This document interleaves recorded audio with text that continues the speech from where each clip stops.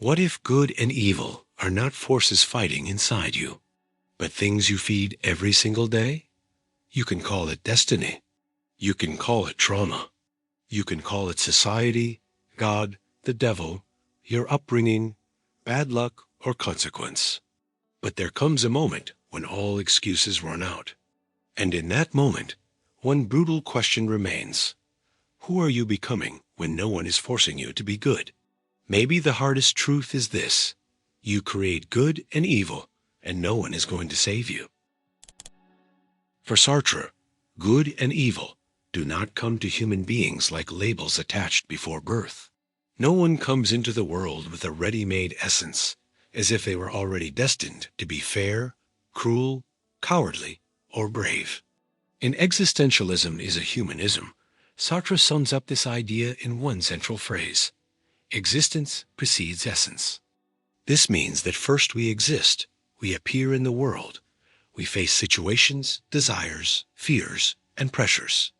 Only afterward, through our choices, do we begin to shape who we are. This idea can be uncomfortable because it takes away one very common excuse, saying, "That's just the way I am." For Sartre, that phrase can be a form of escape. We are not a stone, a chair, or a tool with a fixed purpose. A knife is made to cut. A glass is made to hold liquid. But a human being is not born with a final manual. A person defines themselves through the way they respond to life. Every choice, even a small one, helps build character. This does not mean that Sartre ignores circumstances. No one completely chooses the country where they are born, the family they receive, the body they have, the historical time they live in, or the pain they meet along the way. But for him, even within those limits, there is still some space for freedom. And it is in that space that responsibility is born. A human being does not control everything, but they do respond to something. And that response reveals who they are becoming. That is why good and evil are not only external rules imposed by religion, law, tradition, or authority. They also appear in the way we use our freedom. When someone chooses to lie in order to manipulate another person, they are not just breaking an abstract rule. They are creating a version of themselves that accepts turning another human being into a tool. When someone chooses to act with courage in the face of injustice, they are also creating themselves as someone who does not hide behind fear. The strength of Sartre's philosophy is exactly here. Our actions are not neutral. Every act says something about the kind of humanity we accept building. In Existentialism is a Humanism, Sartre says that when a person chooses for themselves, they also choose an image of what a human being should be. In other words, when I act, I am not only saying, "This works for me." In a certain way, I am saying, "This is acceptable as a way of being." Individual choice carries a universal weight. Imagine a person who sees an injustice happening and decides to stay silent. Maybe they say, "That is not my problem," but that silence is also a choice. They are choosing to protect their own comfort above truth, courage, or solidarity. Sartre would call many of these escapes bad faith, the act of pretending that we are not free, that we have no option, that we are simply going with the flow. Bad faith appears when we try to hide from our own responsibility. But Sartrean freedom is not light. It is not a pretty phrase to post on social media.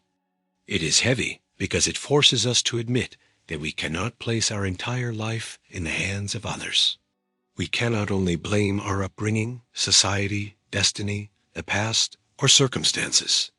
All of that influences us, but it does not completely erase choice. And when we realize this, a feeling appears that Sartre calls anguish, the awareness that our decisions truly matter. This anguish does not have to be seen only as something negative. It can also be the beginning of a more authentic life. When someone understands that they are choosing themselves, they begin to look more closely at their actions. They begin to ask, what kind of person am I becoming with this decision? Am I acting from conscience or only from fear? Am I choosing good because I believe in it, or only because I want to look right in front of others? So good is not just obedience, and evil is not just disobedience. There are people who obey out of cowardice, and there are people who disobey out of justice. For Sartre, the heart of the issue is conscious responsibility. A moral life begins when the individual stops living automatically and starts realizing that every attitude leaves a mark, not only on the world, but on themselves. That is why saying that good and evil are born from human choice does not mean that everything is allowed, or that each person can invent any morality out of nothing. It means that it is not enough to point outside ourselves and say, "They told me to," "Everyone does it," or "It has always been this way." At some point, the choice passes through us, and it is in that moment that we reveal ourselves. Sartre's philosophy places us before a hard truth. You are not only what you feel, not only what you think, and not only what you have suffered. You are also what you decide to do with all of it. Good and evil begin when freedom meets a real situation and has to respond. And in that response, little by little, you write your own essence. For Dostoevsky, there is a prison that does not need bars, guards, or courts. It begins inside the mind, when a person tries to run away from the truth about what they have done, but discovers that their own conscience is still awake. In Crime and Punishment, and the Brothers Karamazov, he shows that a human being can fool society for a while, escape outside punishment, and even build smart arguments to justify their actions. But there is one question that remains inside, silent and cruel. Can I live with myself after this? This is one of the great strengths of Dostoevsky's work. He does not treat evil only as a violation of laws. For him, evil is also a spiritual wound. When someone acts against their own conscience, they do not only destroy something outside themselves, they also break part of their own inner unity. The person may keep walking, talking, smiling, and trying to look normal, but inside there is a division. On one side, there is the image they want to show the world. On the other, there is the truth they are trying to hide from themselves. In Crime and Punishment, Raskolnikov believes that certain extraordinary people could cross moral limits in the name of a greater idea. He tries to turn guilt into theory. He tries to convince himself that his action can be explained by reason, necessity, or a supposed superiority. But Dostoevsky slowly tears down that illusion. The problem is not only being discovered by others. The problem is being discovered by yourself. Raskolnikov realizes that it is not enough to create a brilliant justification if the soul does not accept it. That is where conscience becomes an inner court, and this court is different from human courts. An outside judge needs evidence, witnesses, documents, and confessions. Conscience does not. It was present at the moment of choice. It knows what was desired, what was ignored, what was rationalized, and what was done despite the inner voice that gave a warning. That is why inner punishment can begin before any social punishment. The person may still be free on the outside, but inside they can no longer rest. Dostoevsky shows us that moral suffering does not come only from the fear of getting caught.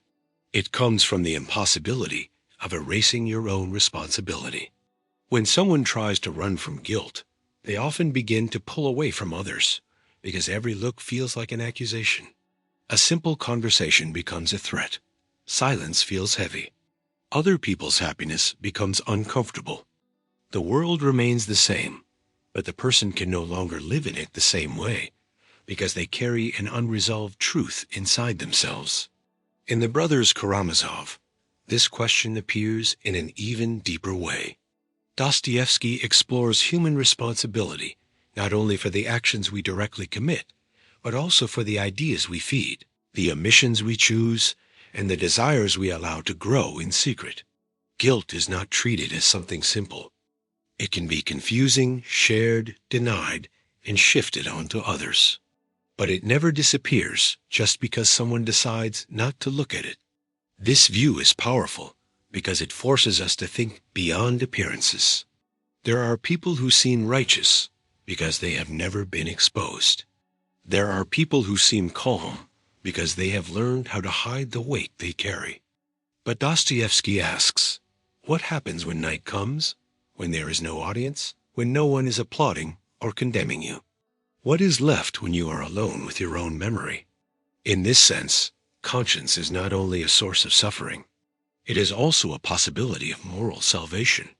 Not a magical or easy salvation, and not one handed to you by someone else, but a chance to return to the truth.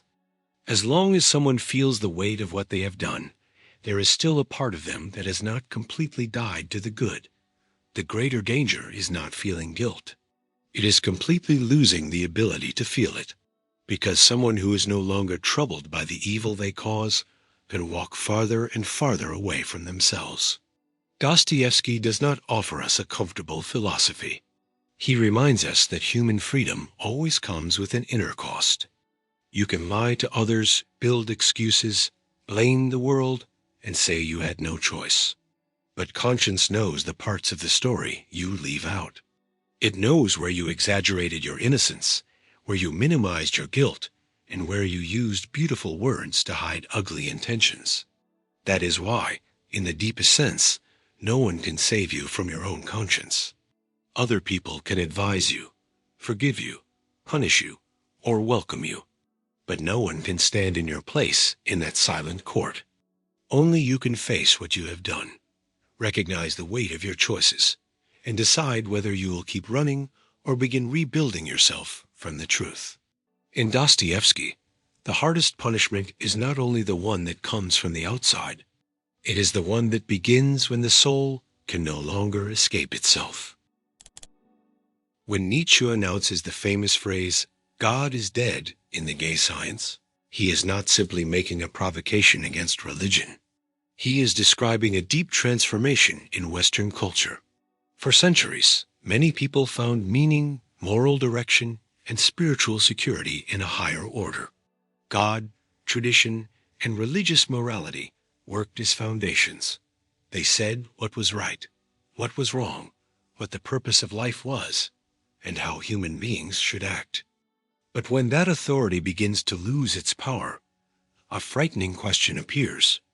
If the old values have fallen, who is going to tell us how we should live? This is the central tension in Nietzsche's thought. The death of God does not only mean that some people stopped believing.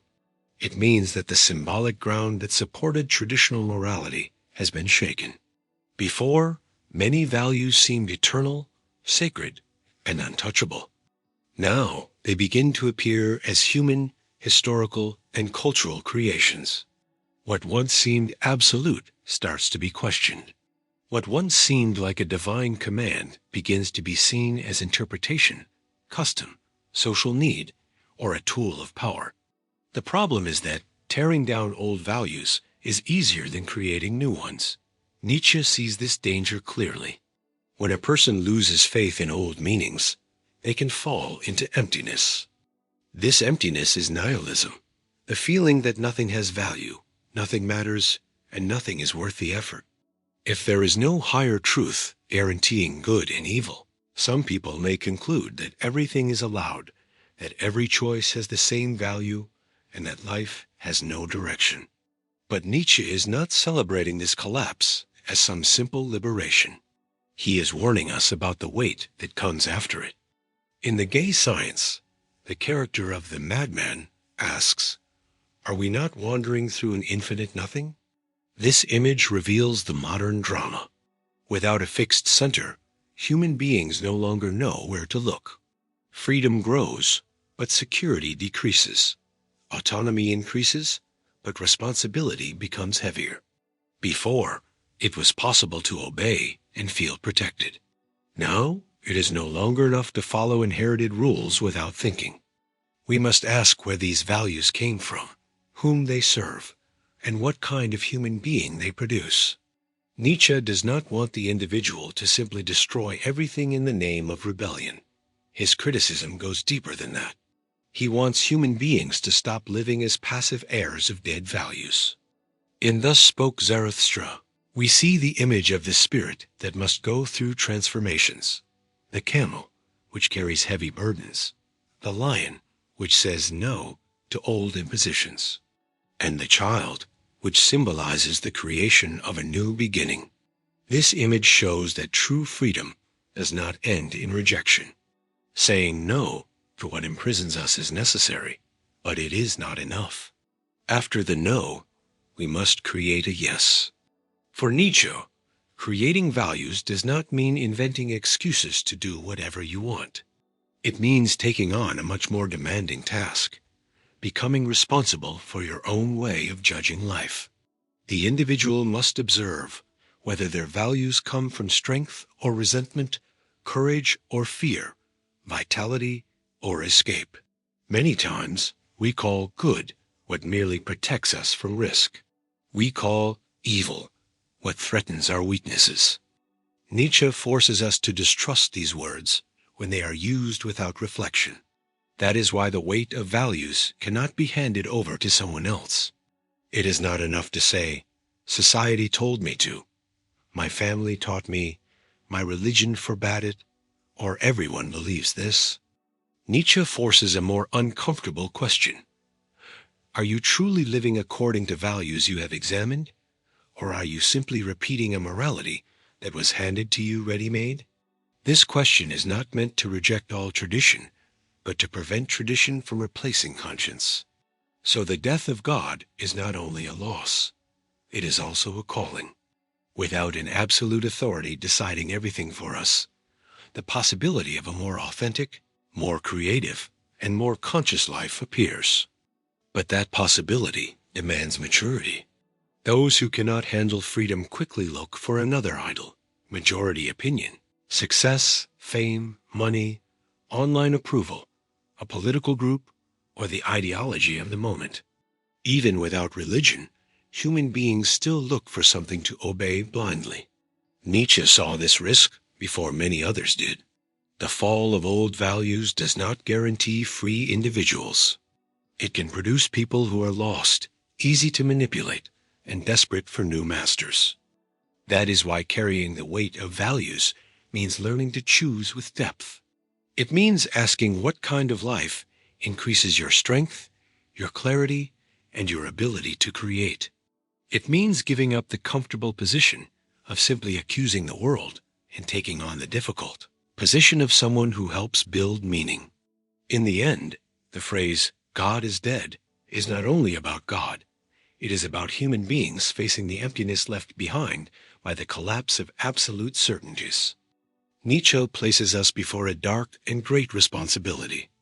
If the old values no longer support your life, you will need to discover which values deserve to be born through you. Going beyond traditional good and evil does not mean abandoning all responsibility or living as if any action were acceptable. In Nietzsche, this expression points to something deeper, the courage to investigate where the values we call good or evil came from. In Beyond Good and Evil, Nietzsche is not defending a life without standards. He is attacking blind obedience to standards that were inherited without being examined. Many people grow up believing that certain moral ideas are natural, eternal, and beyond question. They learn that certain behaviors are good because they have always been called good, and that others are evil because they have always been condemned. But Nietzsche distrusts this appearance of eternity. For him, values do not fall from the sky as ready-made truths. They are born inside cultures, religions, power struggles, collective fears, and historical needs. What one era calls virtue may be seen by another as weakness.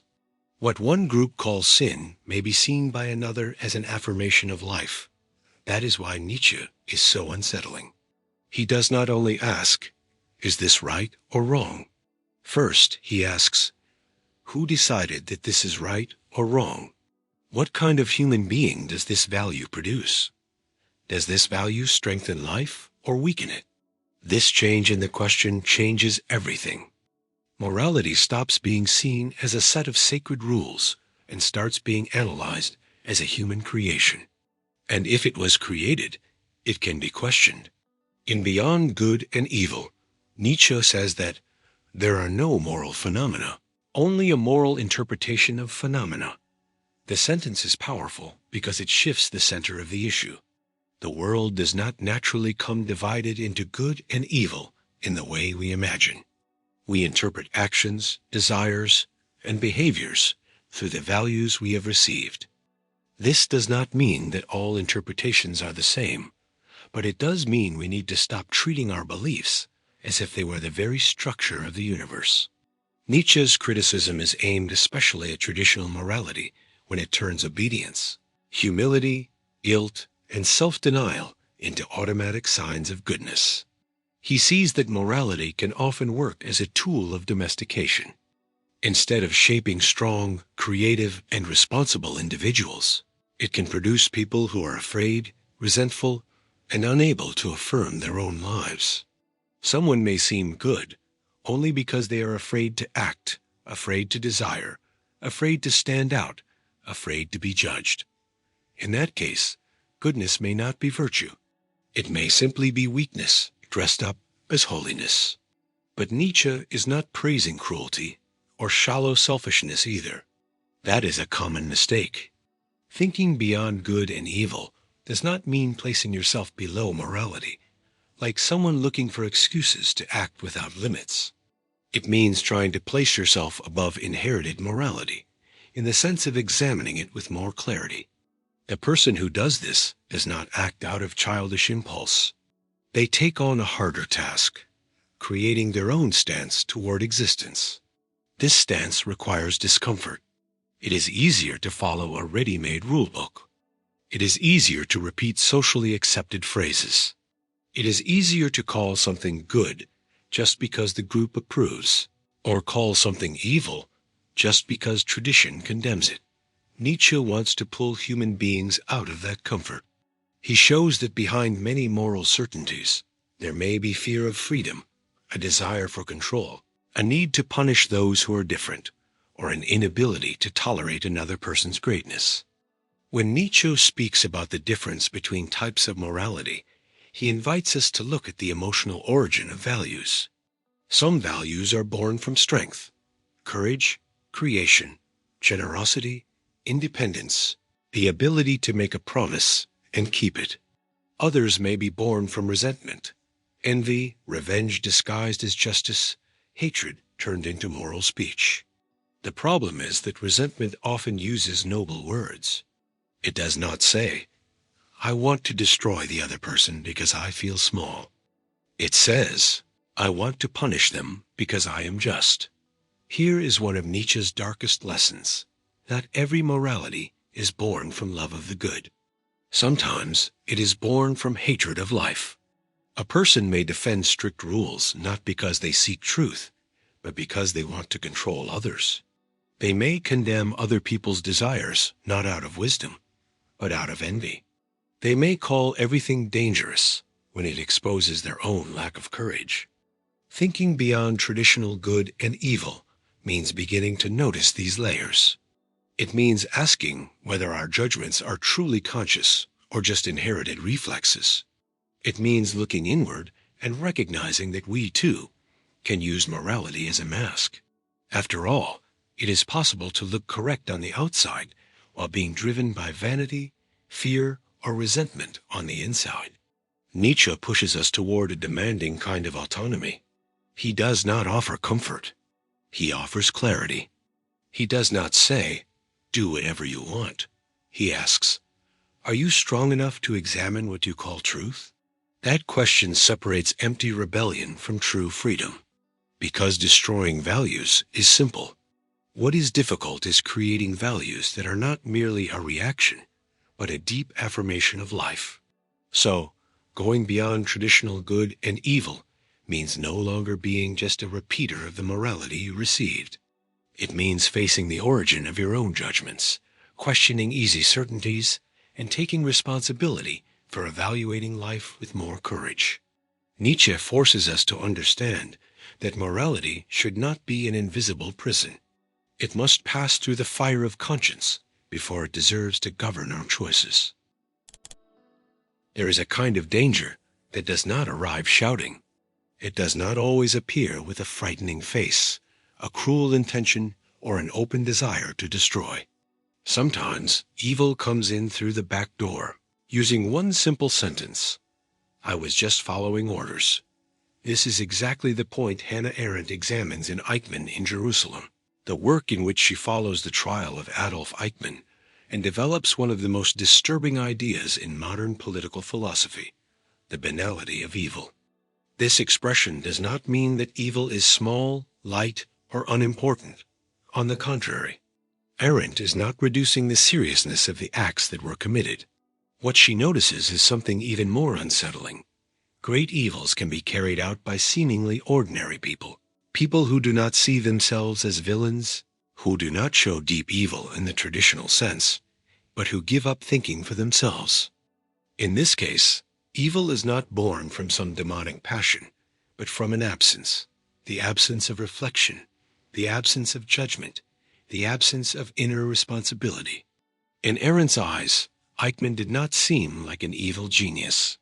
He presented himself as an obedient official, someone concerned with following procedures, completing tasks, respecting hierarchies, and doing his part inside a bureaucratic machine. This image is frightening because it brings the problem closer to us. Arendt shows that evil does not depend only on people who are exceptionally cruel. It can also appear when ordinary individuals hide behind positions, rules, documents, uniforms, systems, and orders from above. Blind obedience becomes dangerous when it replaces conscience.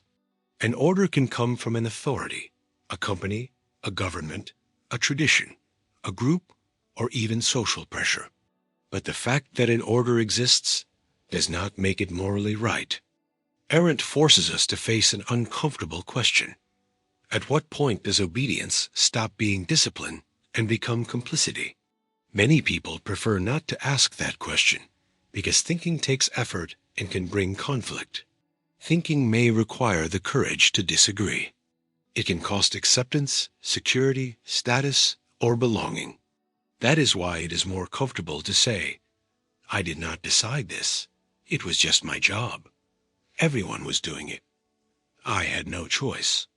But Arendt shows that these phrases are dangerous when they are used to erase moral responsibility. They turn people into parts of a machine, as if a human being were only a tool without a conscience. The banality of evil appears precisely in this abandonment of thought. It is not simple ignorance. It is not a lack of intelligence. Eichmann knew how to organize, calculate, obey, repeat speeches, and perform functions. What was missing was something else: the ability to stop and seriously ask about the moral meaning of what he was doing. Arendt saw in him an inability to think from another person's point of view, to imagine the human reality behind the orders, and to interrupt the automatic habit of obedience. This point is essential. Evil does not begin only when someone commits an extreme act. Many times it begins earlier, when a person stops asking themselves, "Is this fair? Who will be harmed by this decision? Am I using my position to hide from my conscience? Am I obeying because it is right, or because it is easier?"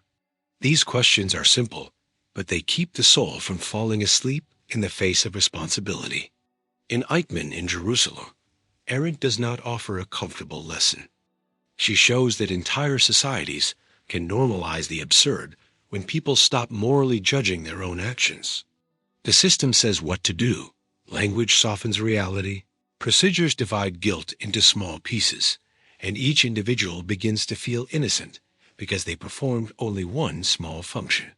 But a small function inside an injustice still takes part in that injustice. This reflection remains relevant because blind obedience does not belong only to the past. It can appear in ordinary places. When someone humiliates another person because the group encourages it. When a professional follows an unjust order to protect their job. When someone spreads a lie because everyone else is repeating it. when a person stays silent in the face of cruelty because they prefer not to get involved. Evil grows stronger when each person believes their small omission does not matter. Arendt reminds us that thinking is a form of moral resistance. It is not enough to have rules. It is not enough to have superiors. It is not enough to belong to a respected institution. Human beings need to keep their ability to judge alive. And judging, here, does not mean condemning others with arrogance. It means examining our own actions before handing them over to autopilot. Moral responsibility begins when a person understands that no external order can completely erase their participation. Obedience may be necessary in many situations, but obedience without conscience is dangerous. Because when someone gives up their own judgment, they hand their humanity over to a machine that can be used for any purpose. Hannah Arendt leaves us facing a hard truth. Evil does not always need intense hatred. Sometimes all it needs is the absence of thought. All it takes is someone saying, "That is not my problem," while performing a function. All it takes is trading conscience for convenience. And it is in that silent, everyday moment that obedience stops being a virtue and begins to turn into guilt. Taking moral responsibility is one of the hardest tasks in human life, because it is much more comfortable to share the blame with the world. When someone makes a mistake, they almost always look for a way out. I was pressured. I was told to do it. I had to.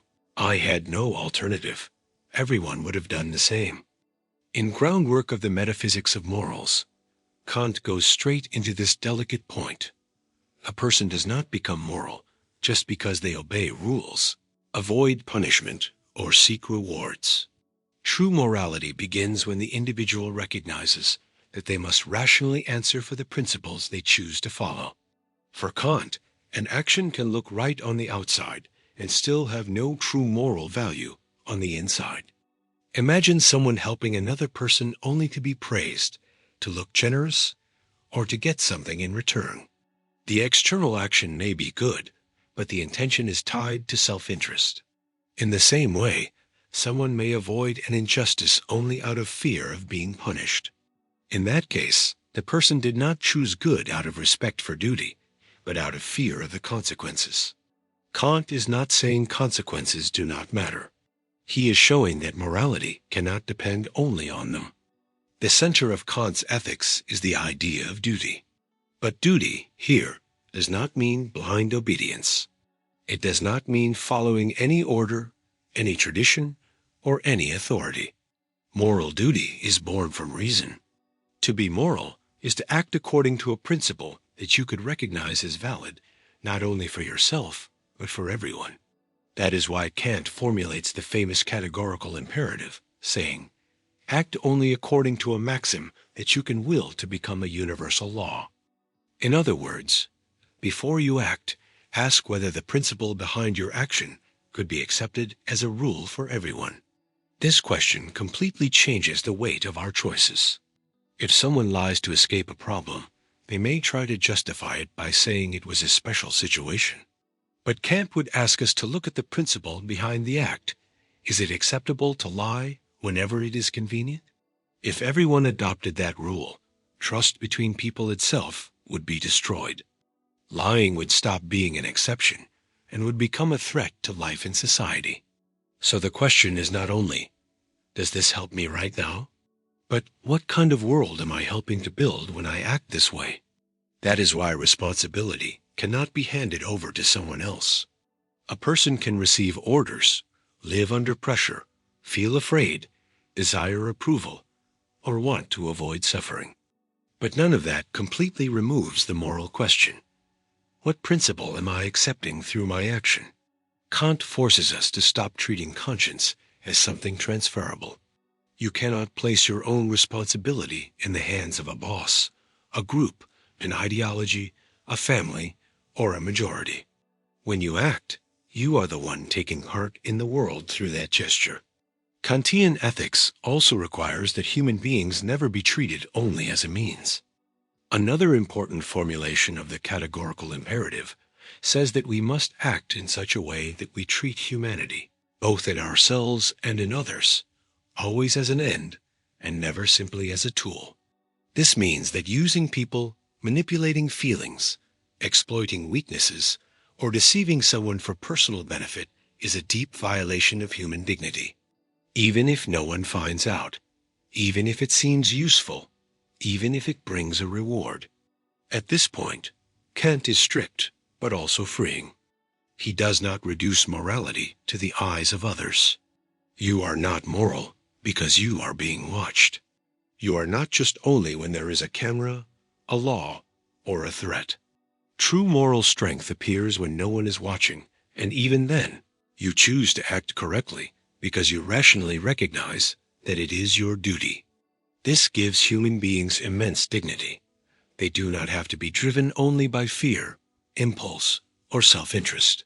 They can govern themselves through reason. But this autonomy comes with a price. If you can think, choose, and recognize principles, then you can also be held responsible for them. Kant does not allow a person to hide forever behind circumstances. The decisive question is not only what was done to me, but also, what do I do with what depends on me? This distinction is hard because it forces us to separate suffering from justification. Having suffered can explain many things, but it does not automatically make every action right. For Kant, moral responsibility is a call to maturity. To be spiritually grown is not to do everything you want, but to examine whether what you want deserves to become action. It is realizing that every choice carries a hidden rule. Every attitude reveals a principle. Every excuse shows how far we are willing to negotiate with our own conscience. Deep down, Kant reminds us that no one can be moral in our place. Other people can advise, pressure, order, or judge us. But the decision to act from rational duty belongs to the individual. When someone hands that responsibility over to others, they do not become innocent, they become dependent. And a true moral life begins when we stop asking only, what can I gain or avoid? And begin asking, can I want what I am doing to become a law for everyone? In Confucius thought, good does not come from great speeches or emotional promises made in moments of inspiration. It comes from daily practice, from the way a person speaks, listens, reacts, shows respect, corrects themselves, and treats the people around them.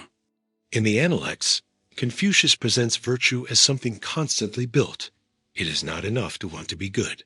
You have to train your character until goodness stops being just an intention and becomes a way of life. This view is powerful because it places morality in everyday life. For Confucius, an ethical life does not happen only in extreme moments when someone has to make a huge decision. It appears in small situations, in the way you respond when you are irritated, in how you treat someone who cannot offer you anything, in the patience you show when facing frustration, and in the honesty with which you fulfill a simple responsibility. It is in these details that character is revealed. That is why self-control is essential. Without control over oneself, a person becomes a slave to their own impulses. They say what they should not say, act in the heat of anger, make promises they do not keep, hurt the people they love, and then try to justify everything by saying, I wasn't thinking. Confucius would not treat this as something small. For him, a virtuous person must cultivate inner balance, because someone who does not govern themselves ends up spreading disorder around them. In the Analects, there is a central idea. The noble person, or Junzi, is not someone superior because of birth, wealth, or power. They are superior in moral discipline. The Junzi observes their own attitudes, tries to correct their flaws, values their word, and understands that living well requires refinement of behavior. Greatness, in this sense, is not found in controlling others, but in controlling what inside us can become arrogance, disrespect, selfishness, or lack of control. Confucius also gives great importance to respect in human relationships. Good is not an isolated virtue kept inside the mind. It has to appear in the relationship between parents and children, friends, rulers and people, teachers and students, loved ones and strangers. A person who speaks about kindness but humiliates others has not understood virtue. A person who defends justice but does not practice respect in simple relationships is still far from the path. This is where the concept of Li comes in, often translated as ritual, etiquette, or proper conduct. At first, it may seem like mere formality, but in Confucius, Li has a moral function. It educates the impulses. Small gestures of respect, gratitude, reverence, and care help shape the inner self. External form, when practiced sincerely, teaches the soul not to act in a crude way. Disciplined behavior protects human life together from the violence of impulse. But Confucius does not want false people trapped in appearances. Ritual without sincerity becomes a mask. That is why Li must be connected to Ren, one of the most important ideas in his philosophy, usually translated as humanity, benevolence, or human goodness. Ren is the ability to recognize another person as someone worthy of consideration. It is a moral sensitivity that prevents a person from living only for themselves. In a famous passage from the Analects, Confucius teaches, "Do not do to others what you do not want done to you." This phrase sums up an ethic of self-control and empathy. Good requires self-control precisely because living with other people requires holding back certain desires. Not everything we feel should become words. Not every moment of anger deserves to become an action. Not every desire needs to be obeyed. A virtuous person learns to create distance between impulse and attitude. In that distance, wisdom is born. Before answering, they think. Before judging, they observe. Before hurting someone, they consider the consequences. That pause may seem small, but it is where morality happens. Confucius reminds us that character is formed through repetition. Someone who practices rudeness every day becomes rude. Someone who practices respect every day strengthens respect within themselves. Someone who feeds impatience becomes more and more impatient. Someone who trains balance begins to carry balance even in difficult moments. Virtue does not come from one isolated decision, but from continuous discipline. There is something deeply human in this philosophy. Confucius does not demand immediate perfection. He asks for cultivation. A human being may fail, but they must learn from the failure. They may become irritated, but they must educate that irritation. They may desire recognition, but they must not let vanity govern their actions. For him, good is like a work that is never finished. It must be cared for every day. So self-control is not cold repression or a denial of life. It is the art of not allowing the worst in us to decide for us. Confucius teaches that a good life begins when a person turns respect into a habit, balance into practice, and responsibility into a constant presence. Because true good is not only found in what you say you believe, it is found in the way you behave when life tests your patience, your pride, and your ability to care for others. There is a form of destruction that begins before any visible action. It begins when a person separates from their own center, when they start living pushed by excess, hurry, the desire to dominate everything, and the need to control every outcome. In the Tao Te Ching, Laozi presents a different view from the one that usually values strength, conquest, and force. For him, much of human suffering begins when we stop following the natural flow of life, a Tao, and start forcing existence as if everything could be bent by our will. A Tao is not a rigid rule or an order written in ordinary language. It is the way, the deep movement of things, the silent harmony that supports life before our ambitions interfere. Laozi observes that nature does not rush, does not shout, and does not try to prove its superiority. Water, one of his most important images, does not win through violence, but through flexibility. It moves around obstacles, flows down to low places, and adapts without losing its essence. That is why, in the Tao Te Ching, we find the idea that nothing is softer and more flexible than water, yet nothing is better at overcoming what is hard and strong. This image reveals a deep lesson. Evil can begin when human beings become hardened. When someone wants to control everything, always win, and impose their will at any cost, they lose the sensitivity to recognize the right time to act, step back, wait, or stay silent. Excessive control looks like strength, but many times it is fear in disguise. A person tries to dominate the world because they cannot peacefully live with what exists inside them. Laozi is not saying that we should be passive toward life. That is a shallow interpretation. What he criticizes is forced, arrogant action, disconnected from the natural rhythm of things. There is a difference between acting with wisdom and acting out of anxiety.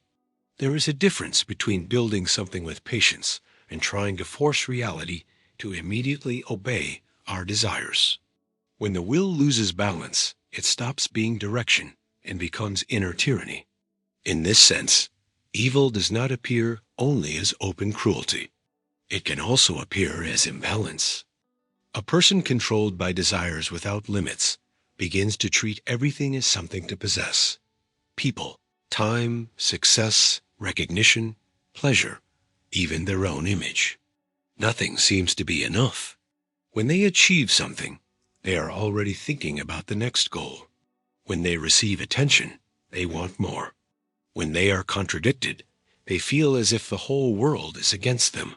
This creates suffering because it pulls the person away from simplicity. In the Tao Te Ching, Laozi values simplicity not as poverty of spirit, but as freedom. Someone who needs little is not easily enslaved. Someone who does not live obsessed with approval cannot be so easily manipulated. Someone who knows how to stop is not dragged around by every impulse. Simplicity gives human beings a silent strength, the ability not to be ruled by endless desires. Arrogance also breaks harmony. When someone believes they know everything, control everything, stand above others, or stand above the course of life itself, they begin to act against the Tao. Arrogance closes the ears, hardens the heart, and turns relationships into battles. Instead of listening, the person imposes. Instead of learning, they defend their own image. Instead of cooperating, they try to win. Laozi shows that this kind of strength is fragile because it constantly depends on resistance. The more someone forces things, the more conflict they create. There is a very delicate wisdom in the idea of Wu Wei, often translated as non-action or action without forced effort. It does not mean doing nothing.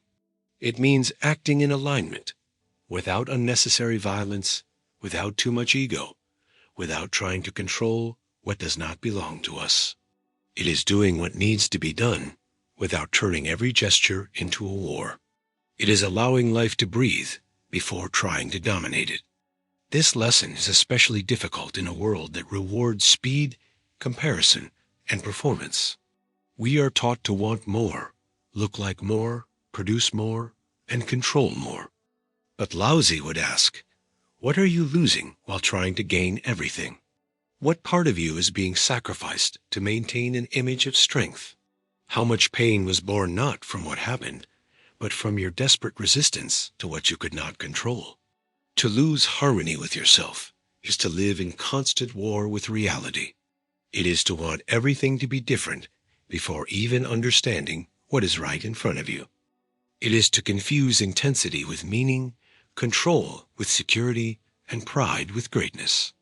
Little by little, the soul becomes heavy because it is always trying to push the river backward. Laozi's wisdom leads us down another path. It teaches that good can be born from gentleness, balance, humility, and the ability to return to what is simple. When a person stops fighting against everything, they begin to see more clearly. When they let go of the need to control every detail, they discover a strength deeper than force. And when they return to walking in harmony with themselves, the world stops being only a battlefield and becomes a path again. For Sartre, freedom is not a comfortable place where human beings simply do whatever they want. It is an unavoidable condition.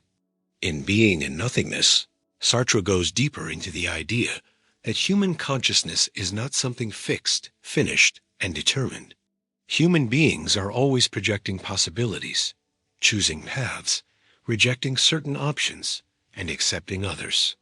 That is why freedom does not appear only when we have many pleasant alternatives. It appears even when we are trapped, because we are still responsible for the way we respond to what happens to us. The most famous phrase from this idea is harsh. Man is condemned to be free. It sounds contradictory, because we usually imagine freedom as something desirable, almost light. But Sartre uses the word condemned precisely to show the weight of this condition. We do not choose to be born free. We simply find ourselves in the world, forced to decide, interpret, act, and respond. Even when someone tries not to choose, that refusal already becomes a choice. Standing still is also a position toward life. This is one of the most uncomfortable ideas in existentialism. Many people would like to believe that their decisions were completely determined by the past, their upbringing, society, fear, or pressure from others. Sartre does not deny that all of this exists. He knows that no one lives in a vacuum. Each person is born into concrete circumstances, with limits, difficulties, wounds, and conditions they did not choose. But for him, these conditions do not erase freedom. They are exactly the setting where freedom appears. You may not choose the situation you are placed in, but you choose the meaning you give to it and what you do from there. A defeat can become an excuse to give up, or a reason to mature. A criticism can become resentment or learning. An injustice can lead someone to repeat violence or create the desire not to repeat the same evil. Sartre's point is not that everything is easy. His point is that even in difficulty, there is a responsibility no one can carry in your place. That is why running away from freedom does not work. Sartre calls this escape bad faith. Bad faith happens when a person tries to convince themselves that they are only a role, a function, a temperament, or an absolute victim of circumstances.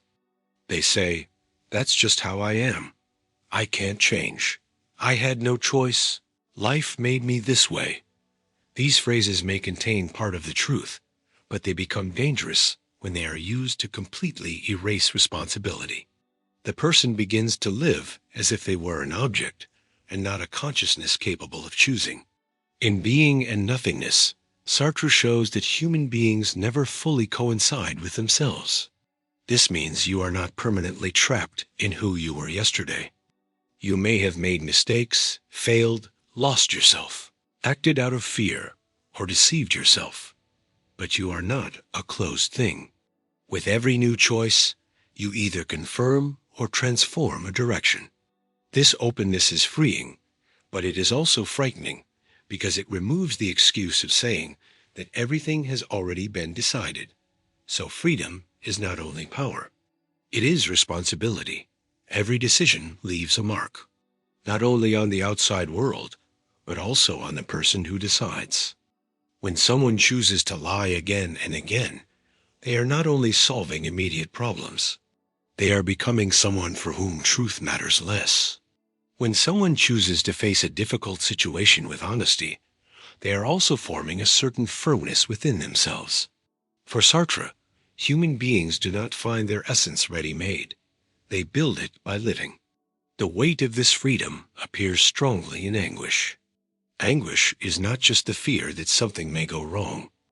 It is the awareness that there is no absolute authority deciding for you. No one can enter your consciousness and live your life in your place. Advice can help, examples can inspire, rules can guide, but the final choice still passes through you. And after that choice, the consequences cannot be completely handed over to someone else either. This makes life more serious. Every attempt to blame others completely can be a way of avoiding the mirror. Sartre does not allow us to rest in that escape. He reminds us that to exist is to be thrown into possibilities, and that every possibility demands a response. The question is not only, what did they do to me? But also, what am I doing with what they did to me? Deep down, being condemned to freedom means that no one can save you from the task of choosing. There is no perfect neutrality, no absolute hiding place, no life without taking a position. You can try to escape, delay, obey without thinking, repeat what everyone else repeats, but you will still be choosing a way to exist. And Sartre's heaviest truth may be this: your life takes shape not only through what you wish to be, but through what you accept doing when the moment comes to decide. In the Buddhist view, suffering often begins when we try to turn what is temporary into something permanent. We want to hold on to people, phases of life, certainties, images, pleasures, and identities as if they were objects that could stay in our hands forever. But life moves. Everything changes. And when the mind refuses to accept that change, a deep tension is born between what reality is and what we wish it were. In the Dhammapada, one of the best-known works in the Buddhist tradition, there is constant attention to the power of the mind. We do not suffer only because of events themselves, but because of the way we cling to them, interpret losses, feed desires, and build illusions. The problem is not loving, caring, desiring, or building something. The problem begins when we confuse these things with absolute possession. When we say inside ourselves, "This has to be mine. This cannot change. This person must match the image I created. I will only be happy if everything happens my way." This attachment creates pain because it places happiness in the hands of unstable things. Youth changes. Appearance changes. Relationships change. Recognition from others changes. Money comes and goes. Public opinion can change in a matter of hours. Even the image we have of ourselves changes over time. When someone ties all their peace to something they cannot control, they inevitably live in fear. Fear of losing, fear of being forgotten, fear of failing, fear of no longer being admired, fear of no longer being who they imagine themselves to be. Buddhism draws attention to desire when it turns into thirst. Not just any simple wish, but that anxious need to possess, repeat, and control. This thirst is never fully satisfied. When it reaches one thing, it already wants another. When it receives praise, it wants more praise. When it gains a position, it fears losing it. When it finds pleasure, it suffers because pleasure passes. So the attached mind keeps running after relief, but rarely finds freedom. One passage from the Dhammapada says, "From attachment comes sorrow. From attachment comes fear." This idea is direct and harsh. Whatever we cling to desperately begins to control our inner state. If someone is too attached to approval, every criticism feels like destruction. If they are too attached to control, any unexpected event becomes a threat. If they are too attached to the ego, every disagreement feels like an offense. Little by little, the person stops living reality and starts living in defense of an image. The ego, in this context, is one of the greatest sources of suffering. Not because a person should hate themselves or disappear, but because they often believe in a rigid version of themselves. This is who I am. I need to be seen this way. I cannot fail. I have to prove my worth. These phrases may sound strong, but many times they hide a prison. The more someone identifies with a fixed image, the more they suffer when life reveals their fragility. Attachment to expectations also hurts. Much of our pain does not come only from what happened, but from the comparison between what happened and what we thought should have happened. We create silent scripts for life, for people, and for the future. When reality does not obey, we feel anger, frustration, or a sense of injustice. The Buddhist teaching does not ask us to abandon all planning, but to see our expectations as possibilities, not as contracts the world is required to fulfill. Detachment, then, is not indifference. This is a common confusion. To detach does not mean to stop loving, to stop caring, or to live without feelings. It means loving without trying to possess, working without turning results into identity, caring without controlling, living good experiences without demanding that they last forever. It is a freer and more mature way of being in the world. The Dhammapada also teaches that a trained mind can find peace. This requires attention, discipline, and inner honesty. We need to observe desire at the moment it appears. We need to notice when a legitimate wish has turned into obsession. We need to recognize when care has turned into control. We need to notice when love has turned into dependence. This observation already begins to weaken suffering, because what is seen clearly loses part of its power over us.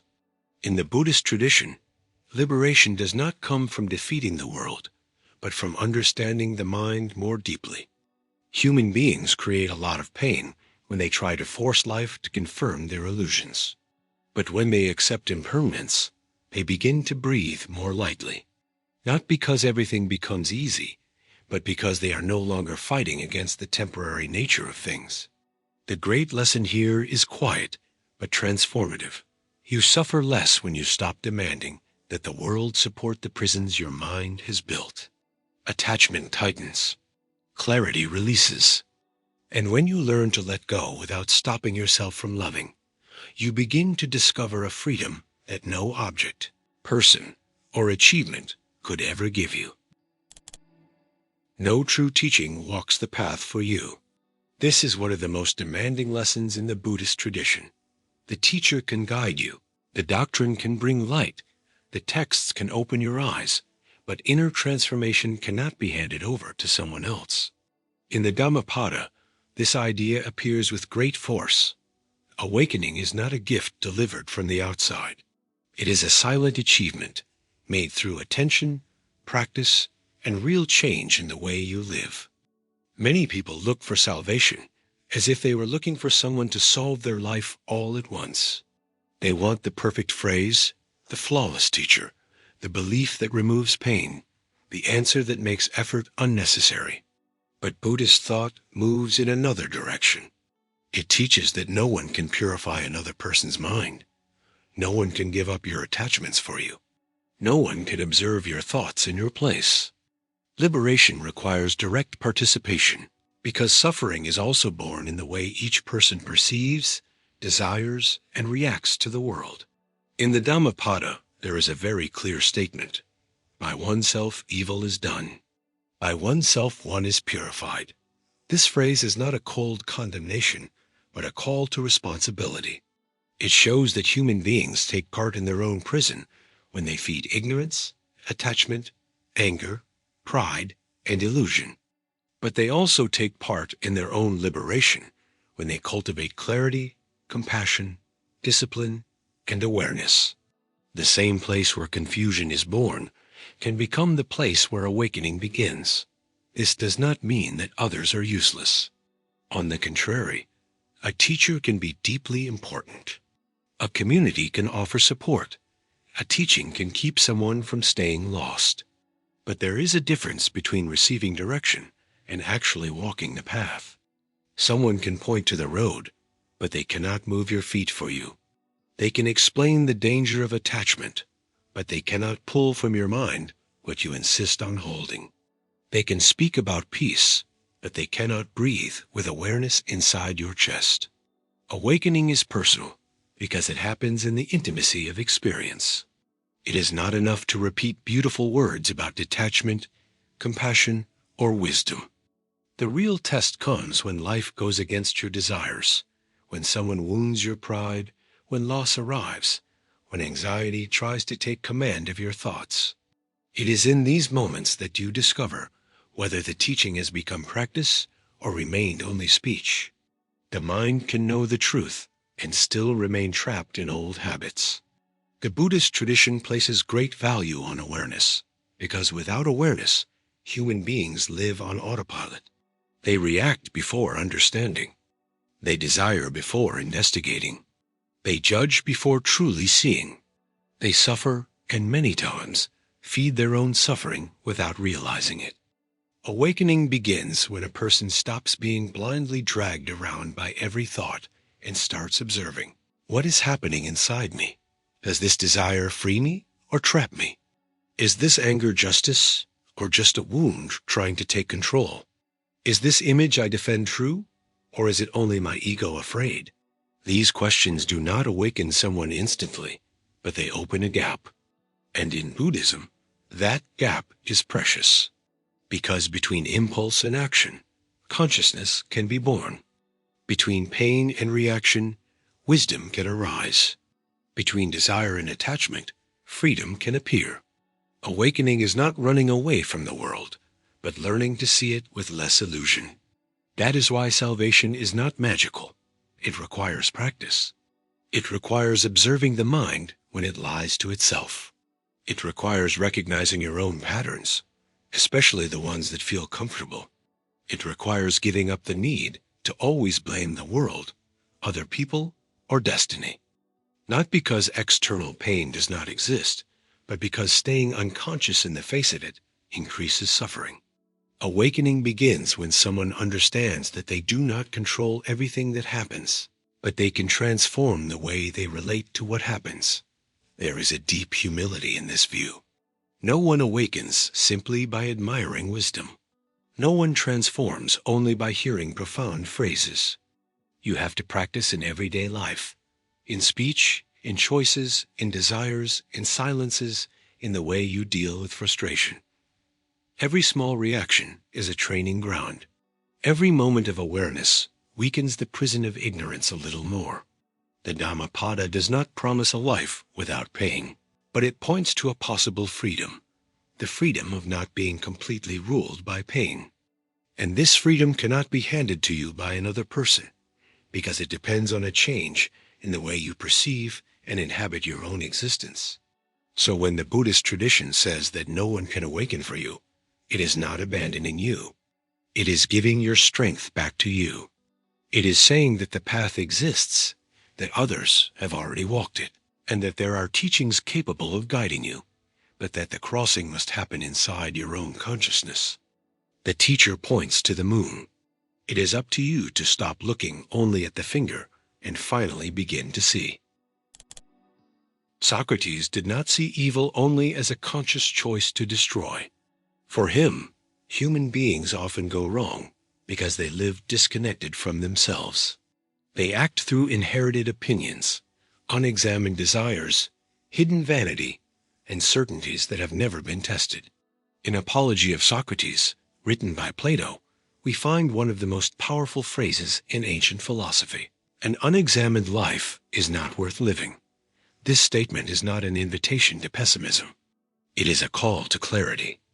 To live without examining yourself is to walk in the dark while believing you can see. Socrates' central point is that the most dangerous ignorance is not simply not knowing something. We all do not know many things. The real problem begins when someone does not know, but believes they do. This false certainty closes the mind, hardens the character, and prevents any real transformation.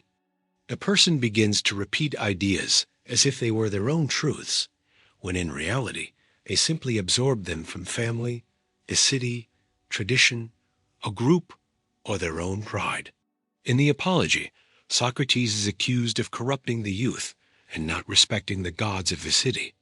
But as he defends himself, he shows that his philosophical mission was exactly to awaken people to their own ignorance. He questioned politicians, poets, craftsmen, and respected citizens, not to humiliate them, but to reveal a common illusion. Many people spoke about justice, virtue, courage, and wisdom without truly understanding what those words meant. This is a deep lesson. Many people consider themselves just, but have never seriously asked what justice is. Many people think they are good, but have never examined whether their goodness comes from fear, appearance, or true conscience. Many people condemn the mistakes of others, but cannot bear to look at their own contradictions. For Socrates, This lack of inner examination opens space for evil, because someone who does not know themselves is easily ruled by impulses. Ignorance of oneself makes a person confuse desire with truth. They want something and quickly believe it is necessary. They feel anger and call it justice. They feel envy and call it criticism. They feel fear and call it caution. They feel pride and call it dignity. Without self-knowledge, human beings become experts at giving noble names to inner movements they still do not understand. Socrates teaches us that the soul must be examined. It is not enough to take care of reputation, money, image, or external success. In several moments of the Apology, he shows that his greatest concern was with the souls of the citizens, whether they were becoming better, more just, and more aware. Because a person can gain public recognition and still live in inner disorder. They can look admirable in front of others and still remain enslaved to secret vanities. In this sense, evil is born when someone acts without asking where their actions come from. An insult may seem spontaneous, but maybe it comes from an old insecurity. A lie may seem small, but maybe it reveals a fear of facing the truth. Ambition may seem like strength, but maybe it hides a desperate need for approval. Socrates would not allow these things to go unnoticed. He would ask, "Why do you desire this? What are you defending? Do you really know what you call good?"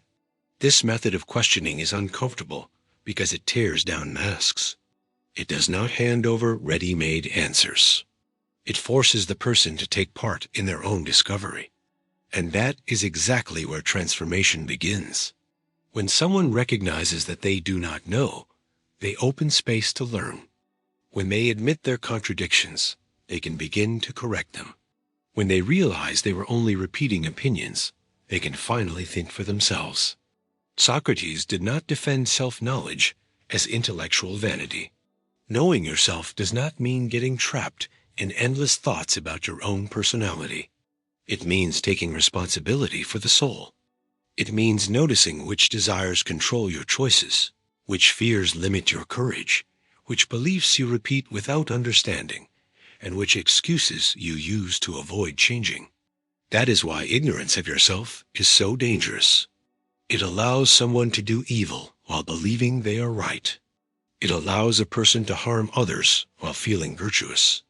It allows an entire city to follow beautiful speeches without examining whether they are just. When no one questions themselves, lies begin to look like truth simply because they are repeated many times. The Socratic lesson is still alive because it is still hard to stop and look inward with honesty. It is easier to accuse the world than to examine your own soul. It is easier to defend an opinion than to ask whether it is just. It is easier to appear wise than to recognize your own ignorance. But Socrates shows that this recognition is not weakness. It is the beginning of wisdom. Whoever knows that they do not know is already less trapped by illusion. Whoever examines their own life begins to act with more awareness. And whoever knows themselves better reduces the risk of being blindly led by impulses, vanity, and false certainties. Evil loses strength when the soul stops running from the mirror. Inside every person, there is a silent struggle. It does not always appear as a major visible crisis. Sometimes it shows up in simple decisions, telling the truth or choosing the easier path, controlling anger or turning pain into an attack, following what is right or obeying an immediate desire. Plato, in the Republic, sees the human soul as a place of conflict where different forces try to guide life.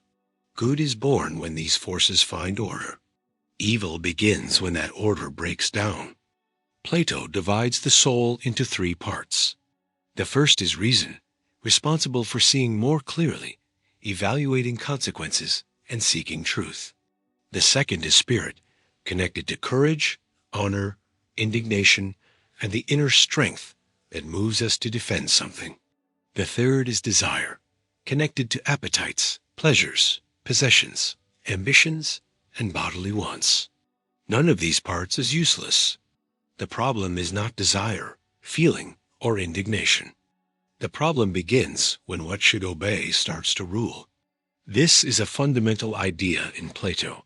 The just soul is the one in which each part fulfills its proper role. In the Republic, he says that justice happens when each part does what belongs to it. Reason must govern, spirit must support it, and desires must be educated so they do not drag the person into excess. When this hierarchy is lost, the soul falls into disorder. A person may even look free on the outside, but inside they are being led by forces they do not control. Imagine someone who knows what is right, but always lets themselves be defeated by immediate pleasure. This person is not free in the deepest sense. They may call their impulses authenticity. They may say they are just following their heart, but Plato would ask, who is really in control, reason or desire? Because not every urge deserves to become an action. Some urges need to be understood, educated, and limited. Otherwise, life becomes a series of regrets. Desire, when it rules alone, never finds a limit. It wants more pleasure, more control, more recognition, more advantage, more satisfaction. And the more it receives, the more it demands. Plato understands that a soul ruled by appetite becomes unstable because it always depends on something external to feel complete. If it loses the thing it desires, it falls apart. If it is contradicted, it becomes furious. If it gets what it wanted, it soon looks for something else. Excess promises freedom, but often produces slavery. Spirit also needs direction. It can be a noble force when it protects justice, sustains courage, and helps reason face fear. But without guidance, it can turn into aggression, pride, and the desire for superiority. A person ruled by spirit wants to win arguments, impose respect, prove strength, and answer offense with offense. They may confuse courage with emotional explosion. For Plato, true courage is not losing control. It is firmly holding on to what reason recognizes as right. Reason, then, has the role of inner government. But governing does not mean crushing the other parts of the soul. Plato is not defending a life without desire, emotion, or energy. He is seeking harmony. Reason must guide desires so they do not destroy the person. It must educate spirit so it serves justice, not pride. When this happens, a kind of inner order appears. The person stops being pulled in every direction and begins to live with direction. This view is important because it shows that evil is not born only from an external decision. It can be born from a disorganized soul. When desire rules, a person sacrifices principles for pleasure. When spirit rules, they sacrifice peace for pride. When reason becomes weak, any inner force can take control and call it freedom. Plato would say that a life without inner government is like a city at war with itself. In the Republic, the comparison between the soul and the city is central. A just city needs order among its parts. In the same way, a just soul needs balance among its forces. If desires govern, we have inner tyranny. If courage acts without wisdom, we have violence. If reason governs with firmness and balance, we have inner justice. The battle of the soul does not end in a single day. It requires vigilance, education, and practice. Every choice strengthens one part within us. When we always give in to excess, we train desire to command us. When we act only from pride, we feed disordered spirit. When we reflect, practice moderation, choose with awareness, and seek truth, we strengthen reason. Plato leads us to understand that good is not only doing something beautiful in front of others. Good begins when the soul finds government, measure, and harmony. A just person is not someone who never feels desire or anger, but someone who does not hand control of their life over to those forces. As long as there is conflict within us, the task will be to order the soul so that reason leads. Spirit protects what is just, and desire learns its proper place. Aristotle places virtue on very concrete ground, the ground of practice. In Nicomachean Ethics, he does not treat good as a beautiful idea kept in the mind, or as an elegant speech used to look wise in front of others. For him, a person does not become just simply by talking about justice, and does not become brave simply by admiring courage. Virtue is born when the right action is repeated so many times that it begins to shape character. This view is powerful because it breaks down a common illusion, confusing intention with transformation. Someone may say they value honesty, but if they lie whenever the truth becomes costly, their life is being shaped by lying. Someone may say they admire courage, but if they run from every difficult situation, they are training cowardice. Someone may defend generosity in words, but if they always act out of self-interest, they are strengthening selfishness. For Aristotle, character is not revealed only by what a person claims, but mainly by what they practice. In Nicomachean Ethics, Aristotle says that moral virtues do not arise in us by nature, but through habit. This means that no one is born already virtuous or vicious. We have abilities, tendencies, and possibilities, but what we become depends on the repetition of our actions. In the same way that someone learns to play an instrument by playing, or learns to build by building, someone becomes just by practicing just actions. Virtue is an education of the soul through conduct. This idea requires patience, because good does not appear as an instant event. It is formed in everyday life. One isolated choice matters, but it does not define everything by itself. What truly shapes character is the pattern that repeats. A person can make a mistake, can learn from it. But if they repeat the same mistake every day, they begin to turn that mistake into a habit. And when a habit grows deeper, it stops feeling like a choice and begins to feel like an identity. Aristotle understands virtue as a stable disposition. This means the goal is not only to do a good action by chance, by impulse, or because of outside pressure. The goal is to become someone inclined to act well. A virtuous person does not need to be dragged toward what is right all the time because they have trained their own character to recognize the proper path. There is still effort, there is still conflict, but there is an inner firmness built through repetition. One essential point in Aristotle is the idea of balance. Virtue is usually found between two extremes, excess and deficiency. Courage, for example, is neither recklessness nor cowardice. Generosity is neither irresponsible waste nor greed. Honesty is neither cruel brutality nor convenient falsehood. To be virtuous is not simply to do more of something, but to act with measure, at the right moment, in the right way, for the right reason. This makes Aristotelian ethics deeply practical. It is not enough to say, "I want to be a better person." The real question is, what habits are shaping you today? How do you react when no one is watching? What do you repeat when you are tired, irritated, frustrated, or tempted to choose the easier path? Aristotle would make us look at these small repetitions, because this is where the soul is trained. Vice is also born through habit. A person does not become unjust all at once.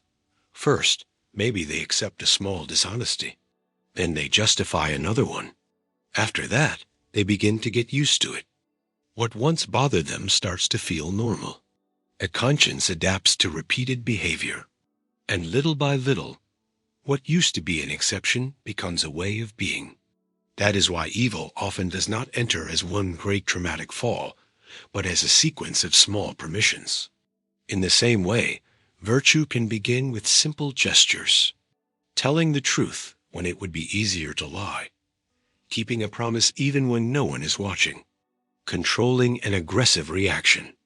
Admitting a mistake without inventing excuses. Practicing justice in small situations before wanting to appear just in great ones. These acts may seem ordinary, but they are exercises of character. Each one strengthens a direction. For Aristotle, the goal of human life is eudaimonia, often translated as happiness or flourishing, but this happiness is not passing pleasure. It is a well-lived life, guided by reason and virtue. Someone ruled by impulses may feel pleasure, but they will hardly reach a full life. Fulfillment requires inner formation, consistent choices, and harmony between what a person thinks, what they desires, and what they does. The great Aristotelian lesson is that no one builds character through ideas alone. Speech can inspire, but only practice transforms.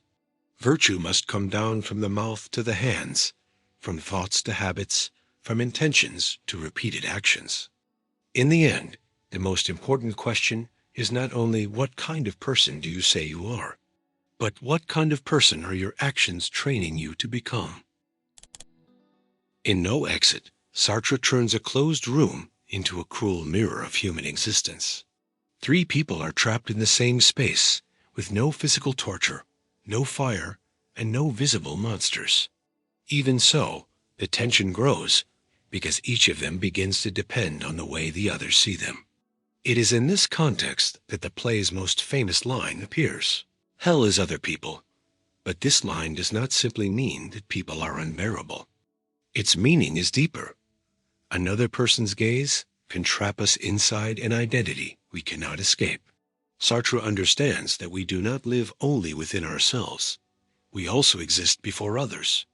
We are seen, evaluated, interpreted, and judged. Sometimes someone reduces us to a mistake, a weakness, an old image, or an unfortunate choice. And when that happens, we feel as if our freedom has been frozen.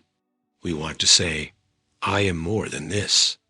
But the other person's gaze keeps trying to fix us into one limited version of ourselves. This is the drama of living with others. Human beings want to be free, but they also want to be recognized. They want to affirm their own identity, but they suffer when others do not confirm the image they have of themselves. A person may spend their whole life trying to prove they are strong, intelligent, innocent, admirable, or worthy of love, not because they are sure of it, but because they desperately need someone else to confirm that image. Then the other person stops being only company and becomes a court. In No Exit, the characters cannot escape one another because they also cannot escape themselves. Every gaze reveals a wound. Every conversation exposes a mask. Hell is not only in the presence of the other person, but in the need to receive from others an absolution that may never come.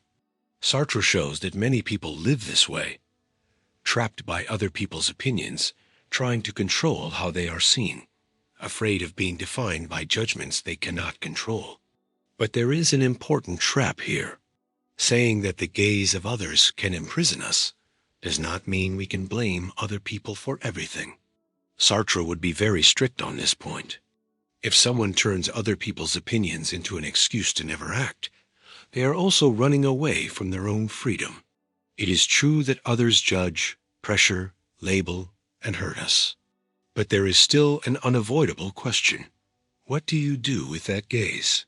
Blaming others for your entire life may seem like a form of defense, but it can also become a prison.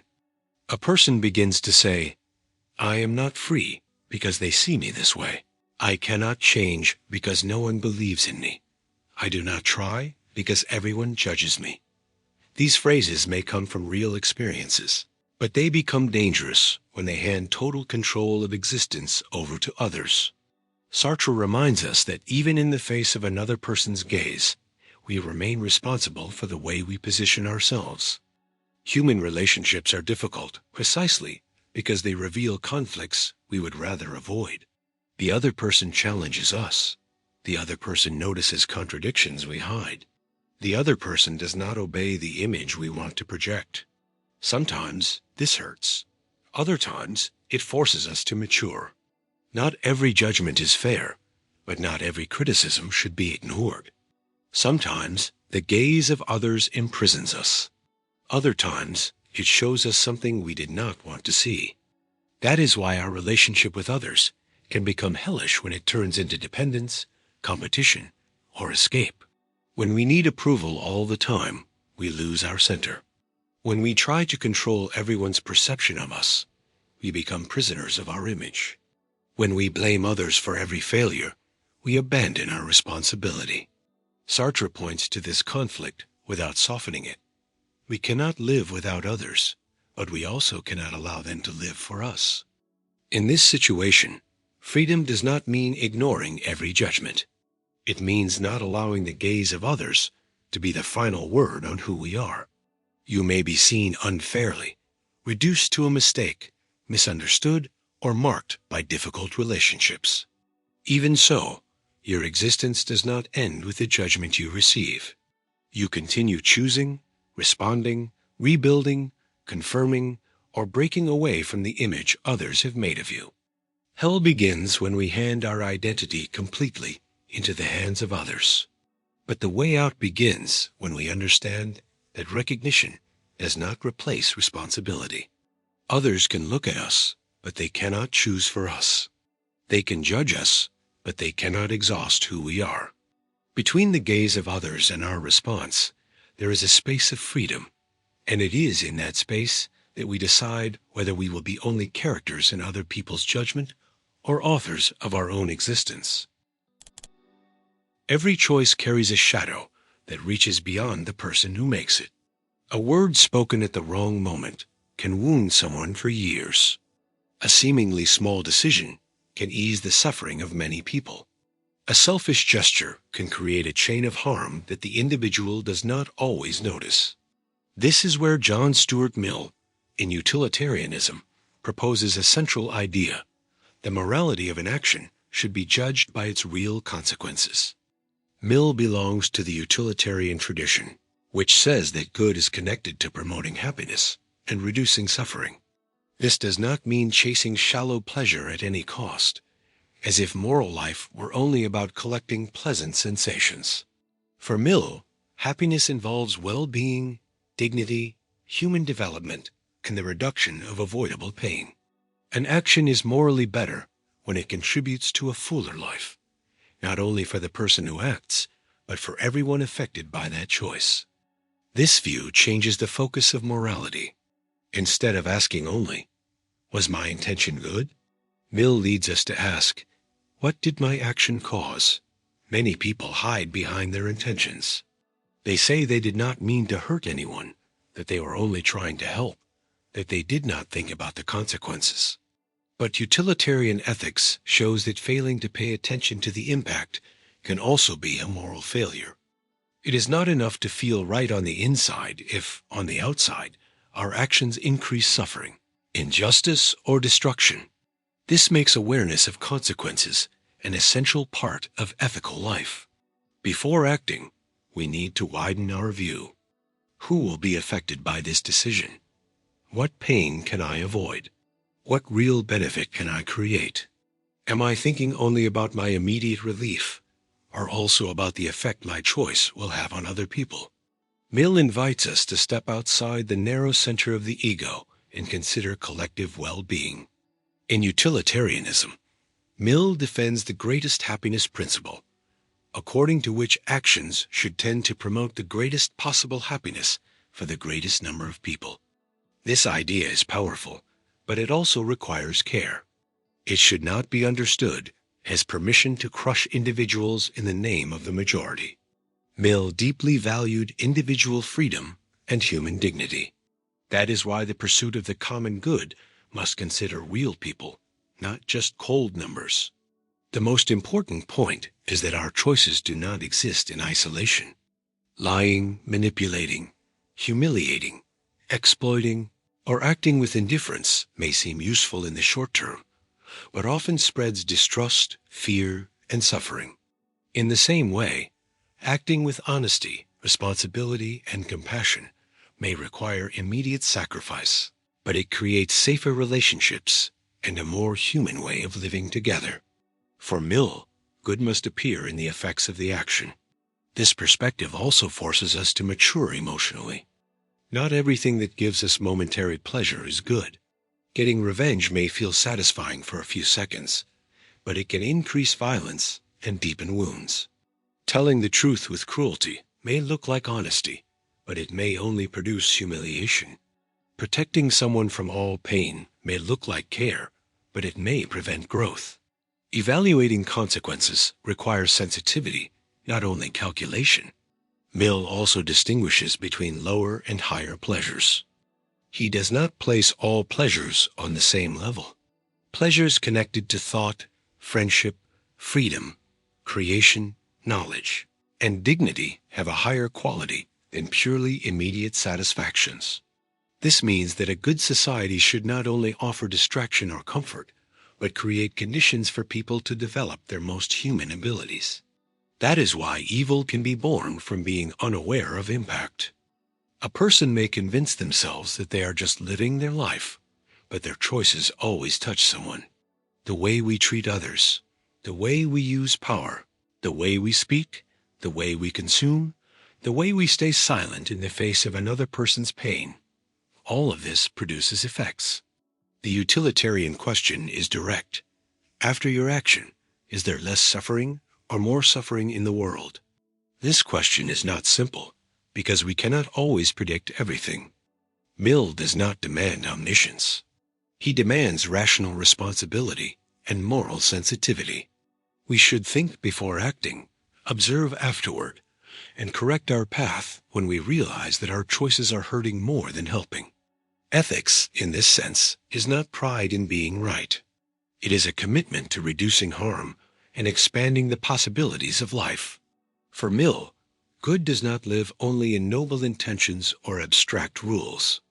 It has to touch reality.